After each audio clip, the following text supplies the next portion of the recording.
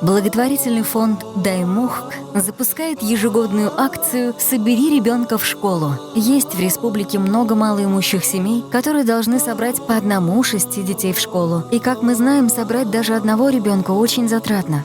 Родители изо всех сил пытаются одеть, обуть, взять нужные канцтовары, но, к сожалению, не у всех есть такая возможность. И родители ищут самый бюджетный вариант.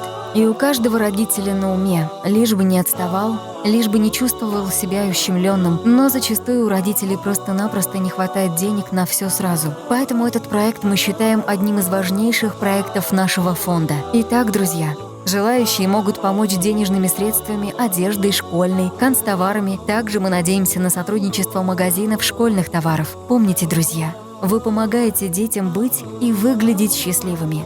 Вы даете им настроение и стимул на учебу.